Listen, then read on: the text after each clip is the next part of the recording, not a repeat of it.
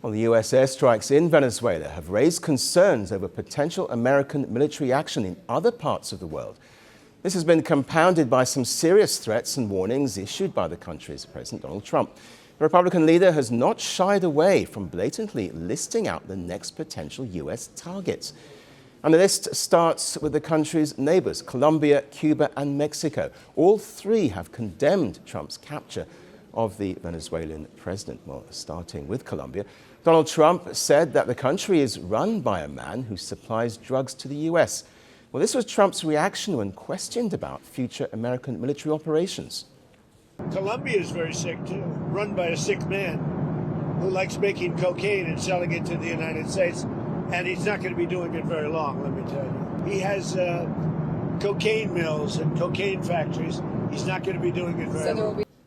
Well, Colombian President Gustavo Petro has rebuffed Trump's accusations of drug trafficking. In a social media post, he asked Trump to stop slandering him. He said, "That's not how you threaten a Latin American president who emerged from the armed struggle and then from the people of Colombia's fight for peace." After criticizing Colombia, Trump went on to say that military operations in Venezuela would lead to Cuba's fall.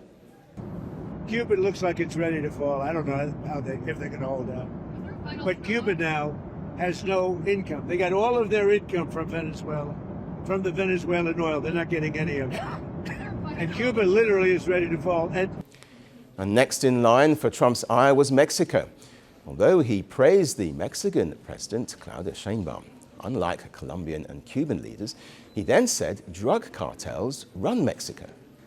Mexico has to get their act together because they're pouring through Mexico and we're going to have to do something. I think she's a terrific person. I would say every single time I talk to her, I offer to send troops. The cartels are running Mexico.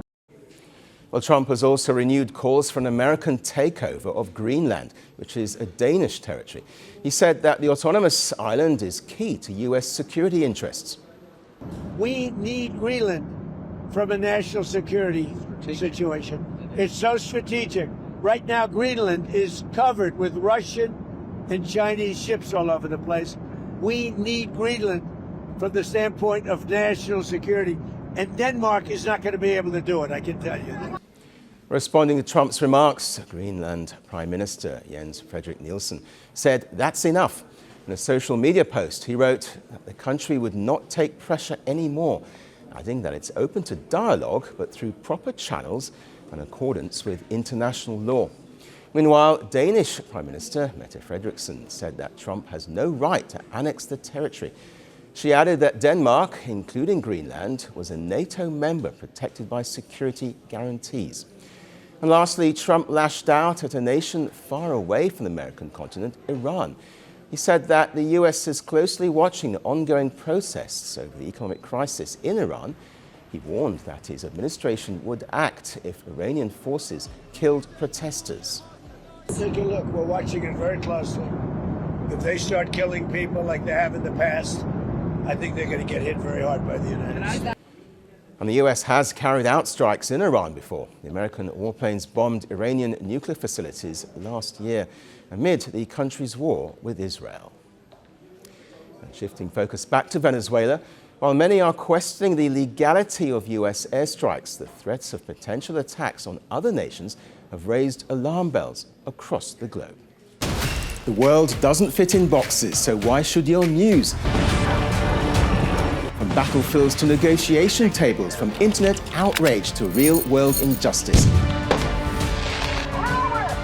The conversations everyone is having and the ones they're avoiding. It's the same show, but this new year, Firstpost America gets a new look. I'm Kerry Johnston, and this is Firstpost America.